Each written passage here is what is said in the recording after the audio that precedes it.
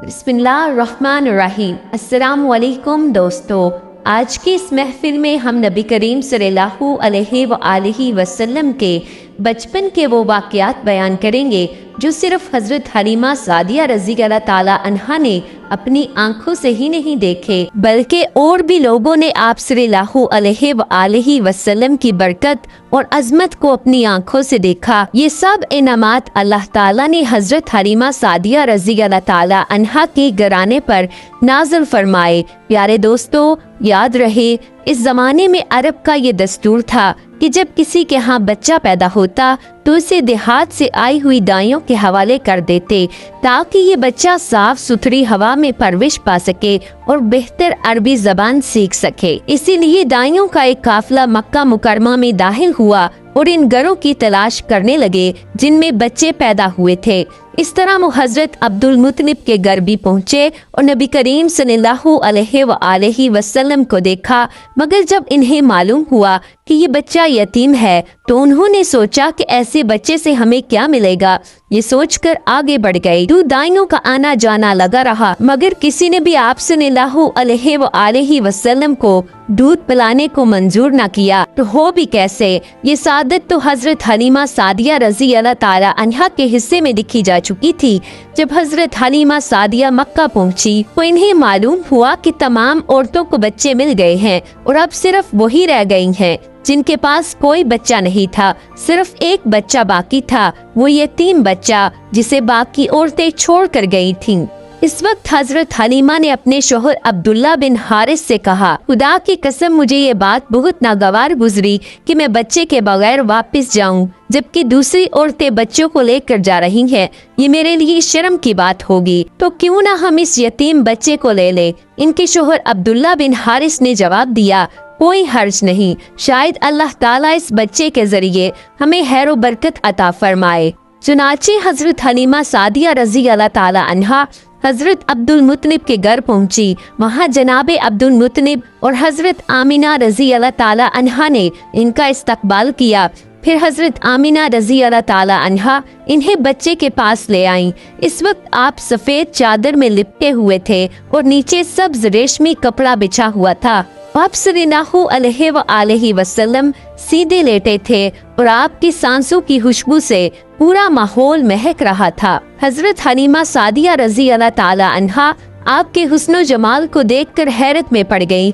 आप सल्लल्लाहु अलैहि वसल्लम सो रहे थे, इसलिए उन्होंने जगाना मुनासिब न समझा, लेकिन जैसे ही उन्होंने मोहब्बत से अपना हाथ सीने पर रखा, आप सल्लल्लाहु अलैहि वसल्लम मुस्कुरा दिए और आंखें खोलकर इनकी तरफ देखने लगे। हजरत हलीमा सादिया फरमाती है, मैंने देखा आपकी आंखों से एक नूर निकला जो आसमान तक पहुंच गया। फिर मैंने आप सल्लल्लाहु अलैहि वसल्लम को गोद में उठाया और दोनों आंखों के दरमियान मोहब्बत से चूमा। इसके बाद आपकी वालिदा और हजरत अब्दुल मुत्तलिब से इजाजत ली और आपको अपने काफिले के साथ ले आई। जब मैंने आपको दूध पिलाने के लिए गोद में लेटाया तो आप सल्लल्लाहु अलैहि वसल्लम ने दाएं तरफ से दूध पीना शुरू किया। पहले मैंने चाहा कि आपको बाएं तरफ से पिलाऊं, मगर आप सल्लल्लाहु अलैहि वसल्लम ने इस तरफ से पीना कबूल न किया और हमेशा दाएं तरफ से ही दूध पिया। बाद में भी आपकी यही आदत रही। बाएं तरफ से मेरा अपना बच्चा दूध पीता था। फिर काफिला रवाना हुआ। हजरत हलीमा सादिया फरमाती हैं, मैं अपने हच्चर पर सवार हुई और आप सल्लल्लाहु अलैहि वसल्लम को साथ ले लिया। अब जो हमारा हच्चर चला तो इतनी तेजी से चला कि पूरे काफिले की सवारियां पीछे रह गईं। लोग हैरान होकर कहने लगे, हलीमा ये आज क्या हो गया है, ये हच्चर इतना तेज कैसे चल रहा है? क्या ये वही हच्चर नहीं जिस पर तुम आई थी और जिसका चलना भी महाल था? हजरत हलीमा ने जवाब दिया, बेशक ये वही हच्चर है, अल्लाह की कसम इसका मामला अजीब है। फिर हम लोग बनु साद की बस्ती पहुंच गए। इन दिनों ये इलाका कहत और खुशकसाली का शिकार था। हजरत हलीमा सादिया फरमाती हैं, इस शाम जब हमारी बकरियां वापस आईं तो इनके थन दूध से भरे हुए थे, हालांकि इससे पहले ऐसा कभी नहीं हुआ था। इनका दूध बहुत कम निकलता था। इस दिन जब हमने बकरियों का दूध दोया तो हमारे सारे बर्तन भर गए। तब हमें यकीन हो गया کہ یہ ساری برکت صرف اور صرف اس بچے نبی کریم صلی اللہ علیہ وآلہ وسلم کی وجہ سے ہے۔ یہ بات آس پاس کی عورتوں میں بھی مشہور ہو گئی، مگر ان کی بکریاں اب بھی بہت کم دودھ دیتی تھیں۔ ہمارے گھر میں مگر ہر طرف برکت ہی برکت نظر آنے لگی۔ دوسرے لوگ حیرت میں تھے۔ اس طرح 2 مہینے گزر گئے۔ 2 مہینے کی عمر میں آپ صلی اللہ علیہ وآلہ وسلم چلنے لگے، 8 مہینے میں بات کرنے لگے اور 9 مہینے کی عمر تک صاف صاف گفتگو کرنے لگے۔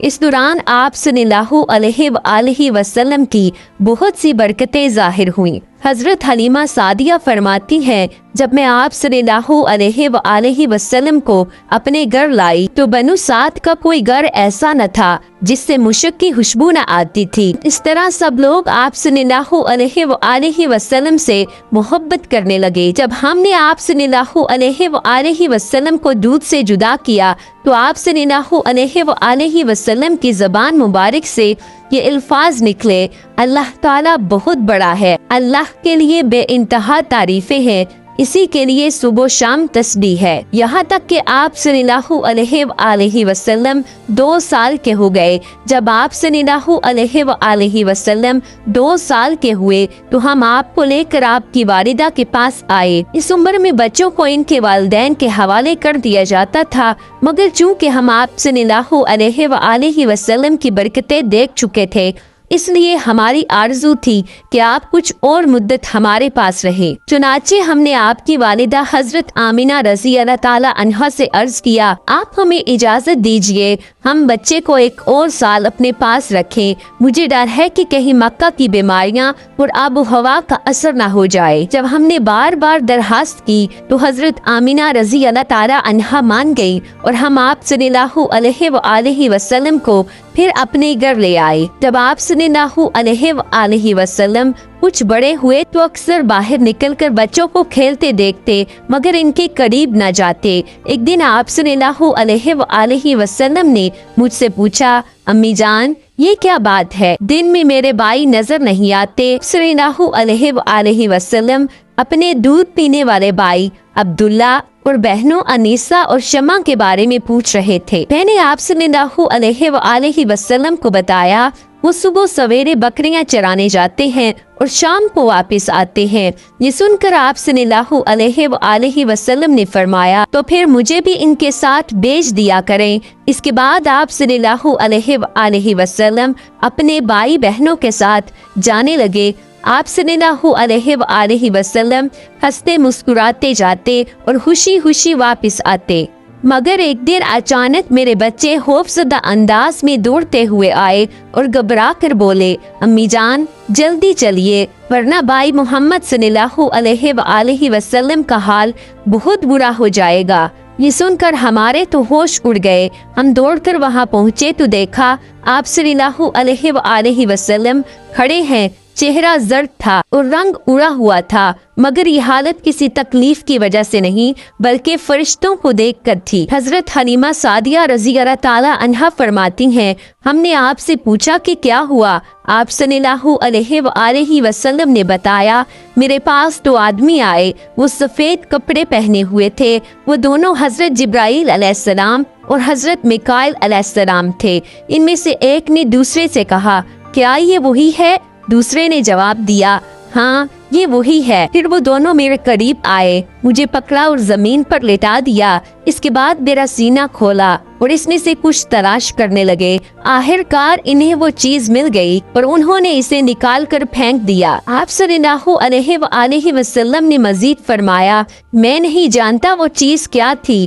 ایک اور روایت میں آتا ہے کہ وہ چیز ایک کالے رنگ کا دانہ تھا۔ یہی انسان کے جسم میں شیطان کا گھر ہوتا ہے اور شیطان یہی سے اثر ڈالتا ہے۔ اس وقت میرے شوہر عبداللہ بن حارث نے مجھ سے کہا، حلیمہ مجھے ڈر ہے کہ کہیں اس بچے کو کوئی نقصان نہ پہنچ جائے، بہتر ہے کہ اسے اس کے گھر والوں کو واپس پہنچا دے۔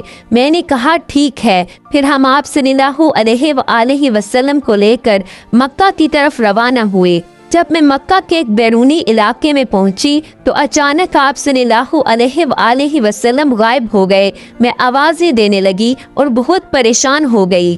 حضرت حلیمہ رضی اللہ تعالی عنہا فرماتی ہیں میں گھبرائی ہوئی حالت میں مکہ پہنچی، نبی پاک صلی اللہ علیہ وآلہ وسلم کے دادا حضرت عبد المطلب کے پاس گئی۔ میں نے کانپتے ہوئے کہا میں آج رات محمد صلی اللہ علیہ وآلہ وسلم کو لے کر آ رہی تھی، جب میں بلائی علاقے میں پہنچی تو وہ اچانک کہیں غائب ہو گئے، خدا کی قسم میں نہیں جانتی وہ کہاں گئے۔ یہ سن کر حضرت عبد المطلب فوراً کھڑے ہو گئے، انہوں نے آپ صلی اللہ علیہ وآلہ وسلم کے مل جانے کے لیے دعا کی۔ آپ صلی اللہ علیہ وآلہ وسلم کی تلاش میں نکل پڑے، ان کے ساتھ ان کے قریبی لوگ بھی تھے۔ تلاش کرتے کرتے جب وہ وادی میں پہنچے تو ایک درخت کے نیچے انہیں ایک لڑکا کھڑا نظر آیا، اس درخت کی شاخیں بہت گھنی تھیں۔ حضرت عبد المطلب نے پوچھا لڑکے تم کون ہو؟ چونکہ آپ صلی اللہ علیہ وآلہ وسلم اس وقت کچھ بڑے ہو چکے تھے، اس لیے حضرت عبد المطلب آپ کو پہچان نہ سکے۔ آپ صلی اللہ علیہ وآلہ وسلم نے جواب دیا میں محمد بن عبداللہ بن عبد المطلب ہوں۔